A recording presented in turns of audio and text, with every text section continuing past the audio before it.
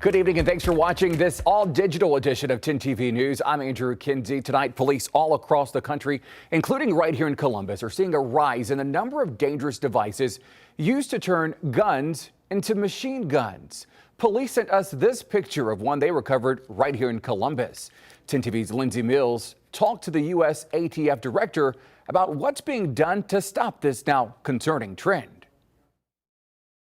Criminals are using 3D technology to create a small piece of plastic capable of turning a handgun into a machine gun. Take a look. This is an example of what it looks like. This week, the director of the Bureau of Alcohol, Tobacco, Firearms and Explosives was in Columbus speaking about his agency's efforts to help Columbus curb gun violence. That's when he revealed a detail that will soon be released in the ATF's first crime gun trafficking report in 20 years. He says he's heard about this new threat happening in communities across the country, including here in Columbus. Those weapons are, as Congress said, unusually dangerous. They're for the military and the government. Yet, individuals have misused technology, including 3D printers, to convert semi-automatic weapons, which are legal, into fully automatic machine guns, which are not. Now, the ATF has formed a new emerging threats unit that will focus on new technologies like this. In studio, Lindsay Mills, 10 TV News. The new ATF report could be released as early as Tuesday. Of course, we'll keep you posted. Tonight, a Columbus man is charged with sexually assaulting a 12-year-old girl. According to Franklin County Municipal Court records, this guy, 31-year-old Simeon Turner, faces one count of rape. The incident happened back in September on West Broad Street. This morning, a judge set Turner's bond at $500,000. He's due back in court next week. Right now, the National Archives asking all former presidents and vice presidents to check their personal records for anything marked classified. This follows the discovery of classified items in the homes of former President Trump, President Biden, and former Vice President Mike Pence. As Robert Costa reports tonight, some officials suggesting that the government system of handling sensitive records is broken. The past 6 administrations, dating back to Ronald Reagan, were asked by the National Archives on Thursday to recheck for classified material. People need to be conscious of the rules regarding classified information and appropriate handling of them. The warning from the FBI director comes after classified documents were found at the homes of a current and former president, plus a former vice president who said this just 2 weeks ago. Our staff reviewed all of the materials in our office and in our residence to ensure that there were no classified materials that left the White House. Face the Nation's Margaret Brennan spoke to the chair and vice chair of the Senate Intelligence Committee, who are pushing intelligence officials for more information across the board about the sensitive papers that have been found. The notion that we're going to be left in limbo and we can't do our job, that just cannot stand. If in fact those documents were very sensitive, materials were sensitive, then the intelligence agencies are tasked with the job of coming up with ways to mitigate that. In Pence's case, part of the explanation from one source is that Trump discouraged aides from admitting defeat and preparing to move out. So Pence's aides didn't begin packing until after the Capitol attack. Trump's former national security advisor, John Bolton, now a critic, says the process of dealing with classified records at the end of an administration has concerning gaps. The transition out process for presidents and vice presidents is obviously flawed. Robert Costa, CBS News, Washington. Republican Senator Tom Cotton of Arkansas now threatening to hold up Biden administration nominees until officials share more details about these records. We asked Ohio Senator Sherrod Brown to respond about this situation. We've got to fix this so these documents are better. So these elected officials don't take them essentially out of the room. I mean, I see classified documents regularly in a room about 200 feet from here. I never take them out of the room. I don't photograph them. I don't tape them or anything. So that's the way this should be done. To hear more of Senator Brown's answers, you can see that on Sunday on Face the State at 11:30 a.m. on 10 TV. All right, let's check on that forecast now. Doppler 10 Chief Meteorologist Jerry Martz is here to help you plan out those weekends and Plenty of sunshine today. You like that? You were up before noon today, weren't you? It was nice. That's right. We got to get Yolanda on board with the before noon program. Hey, we did see that sunshine. It was gorgeous out, but it was windy. It was a little bit deceptive. And as we round out the day today, we're seeing the clouds coming back in. And following that increase in clouds this afternoon and this evening, we're tracking some rain and some snow. But going back, though, several hours and looking at the tower camera, getting us up to speed, you did see the fleeting areas of blue and then the clouds coming back in and almost scraping the tops of the buildings. And that means that the clouds are getting lower. They're moisture laden, and that means the chance of some rain or snow showers coming back in. Before we look ahead in the forecast for the weekend, we're going to take a look at January so far since we're getting close to the end of the month. A couple of notable things here. The warmest day, the 3rd of the month, 62 degrees. We were at the coldest high temperatures, which is un-January-like. They only go this low for high temperatures 21st, 2nd, and 3rd. Rain is 3.88, snow 4.5 inches. That is below normal. A bright spot here is between the 1st and the 31st. We are gaining significant amounts of daylight, lengthening the days by several minutes. And then adding to that, another fact and figure for you around the temperatures, 7 degrees above average so far this month of January. And it looks like when you see our weekend forecast that trend of mild weather will continue even into next week. What we're tracking for the weekend, another rain snow mix tonight, early tonight, drying out and warming up for Saturday, limited sunshine tomorrow, but it will be decent. And then the rain returns on Sunday, which would be great. So you have 2 days, day and a half to get out to the grocery store and get your grocery list together for that pot of chili or that stew on Sunday. What a great day for that. Friday evening and then through Friday night. Watch hour by hour. We're in the upper 30s to around 40 degrees at 7 p.m. and we'll see the rain and snow showers mixing but also moving through very quickly. Watch also down to the south, not much in the way of anything, a few scattered showers by around 11 p.m. and then temperatures still staying very mild well after dark. Through tonight and tomorrow morning, we're going to see a few breaks in the cloud cover. Any rain or snow moves out. That's at midnight. As we go through the nighttime hours, again, that chance of rain or snow showers front loaded. Once we get past midnight, we're going to dry things out. Keep it breezy, but not terribly cold. Waking up tomorrow morning to around 33 degrees. During the day tomorrow, we'll see plenty of clouds around and staying milder in the mid-40s. Those southwest winds at about 5 to 10, and that sunset getting a little bit later and later for us as we go through the weekend. Now let's start at tomorrow night, midnight, and get into Sunday as we watch getting into Sunday morning, 3, 4, 5 in the morning. A much larger area, but all rain. Not expecting any snow with this as temperatures are going to come up as we go through the weekend. As we get through about 8 o'clock in the morning, a much larger swath of rain south and east of Interstate 71. Northwest of that, mainly rain showers, not a heavy rain. And then things dry out pretty quickly by the middle part of the day. We will see somewhat unsettled conditions, but when that system passes by, we're also going to see winds come back around from the north, and that will drop temperatures a bit as we get into the start of next week. For tomorrow, dry to start and finish, limited sunshine, but not bad, 46. 45 on Sunday, the chance of rain through the first part of the day, then cooling down a bit by Monday with a passing flurry.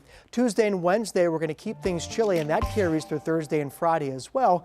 And then next Saturday and Sunday, we'll see a relative warm up of a couple of degrees. But if you're looking for 40s, you've got 2 days, Saturday and Sunday. And after that, Andrew, we're stuck in the 30s to the end of this month and to start February. Break out the big jackets. Jerry, thanks so much. Well, it's not unusual for kids to shadow professionals to learn much more about a chosen career. But one Ohio boy made his school project personal. Monica Robbins with our sister station in Cleveland brings us the story of a 13-year-old who may have inspired defendants in court just by being there. Jason Rossi is one of dozens of infants who started life in the addiction section of MetroHealth's neonatal intensive care unit. 13 years later, this 8th grader took on a unique school project. We get to pick a question. I chose, how do drugs affect families? Or how does drug addiction affect families? So I thought this would be like a really cool opportunity to get to see it like in person. He spent the day in Judge David Mattai's drug court, learning about the struggles people like his biological mother faced. How long people have been sober for is really amazing. I'm really proud of them because they're really fighting and they're trying to go past this. I think it gives him an understanding. The person that gave birth to him is still a wonderful, sweet person that had a problem. Daynell adopted Jason from foster care. He's never met his biological mother, so this school project was personal. I was born addicted to opioids. Doing so much treatment, I was doing physical therapy, occupational therapy, speech therapy, and so it kind of connects with my life too. Every day, he still battles the impact. I have to work harder than my peers, and my peers get things easier. It could be academically, it could be physically. But I like working hard because I think that if you work hard, you can accomplish anything. Judge Mattia wanted his defendants to see something positive. There's a wonderful story of triumph that people need to know about. It's about, the brain's plasticity. It's about nurturing. It's about overcoming odds. The experience cleared a few misconceptions about substance use illness and judges. A little bit of a stereotype that I see sometimes. They're more just real strict. But he was really, really kind-hearted. It was really cool to see that. Jason's future? I want to go to law school and I want to be an attorney. It's not the talent you're born with, it's your grit. And Jason has grit. Our thanks to Monica Robbins for that report. Jason was the first of 4 kids adopted out of foster care. He has a 13-year-old brother and 10-year-old brother and sister. 2 of his siblings also addicted to opioids. Danielle and her husband hope the story inspires others to adopt or foster as well. Well, new tonight, men in the LGBTQ community might soon be able to donate blood. The U.S. Food and Drug Administration proposing a new policy today. Restrictions on blood donation started back in the 1980s during the AIDS epidemic. Experts say that policy could be outdated. I think we're making this change because we believe that there will be no change to risk in the blood supply in terms of HIV, hepatitis B, or hepatitis C. FDA leaders say the new policy would allow potential donors to take a questionnaire and give blood. The proposed changes could be open to public comment. On Saturday, Black female leaders in Central Ohio will take the spotlight. City officials and Columbus Commissions on Black Girls will take the afternoon to honor the 2023 Crown Act. You'll remember it strengthens city code to prevent people who wear natural hairstyles like braids, afros, and locks from discrimination. The event will feature several speakers, including hairstylists and educators. It's going to be held at COSI starting at 11 o'clock Saturday morning. All right, the tax deadline just 80 days away now. The date to remember, April 18th. Experts say you might not see as big of a return this year. Megan Bragg verifies why not. It's time to get out those W-2s and those calculators. Tax season began Monday, and according to the IRS, 168 million Americans will file their 2022 taxes between now and April 18th. But this year, there are some tax credits that went back to pre-pandemic levels. So the IRS says don't expect to see as big of a refund. To find out why, we went to the Internal Revenue Service, also known as the IRS, Mark Stieber with Jackson Hewitt, and the text of the American Rescue Plan. For 2021, the American Rescue Plan allowed for key credits to increase to help families offset expenses associated with the pandemic. The main 3 include child tax credit, dependent care tax credit, and earned income tax credit. You claim the child tax credit and the dependent care credit in 2021, you will get less credit in 2022 just because the law went back to the old way. The child tax credit is now back at $2,000 for families. It did reach $3,600 during the pandemic. According to the U.S. Census Bureau, that change alone helped lift 2.9 million children out of poverty in 2021. The dependent care credit also dropped back down to $2,100, a big difference from the maximum of $8,000 in 2021. There were also no stimulus payments in 2022.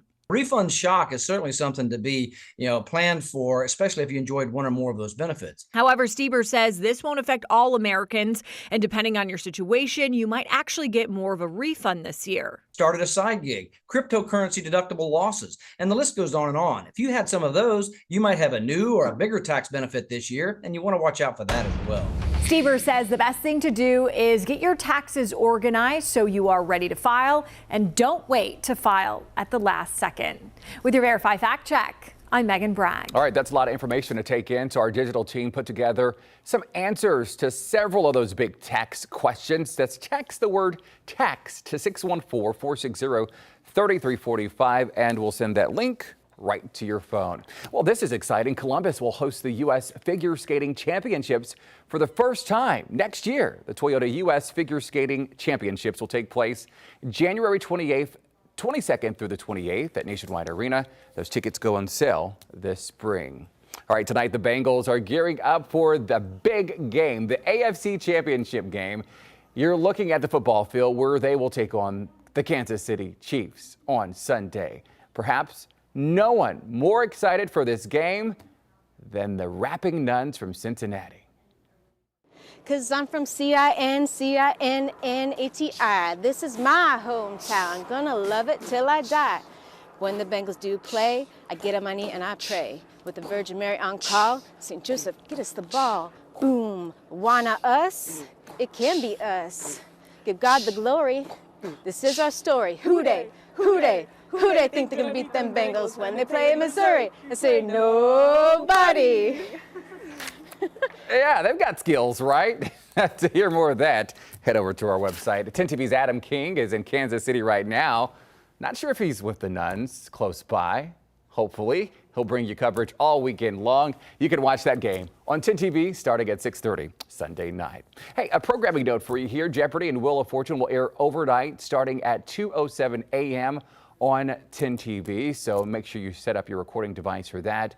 We will be back on your TV tonight for 10 TV News at 11 with all of your day's headlines and your weekend forecast. Thanks for joining us on the digital platform. We'll see you tonight at 11.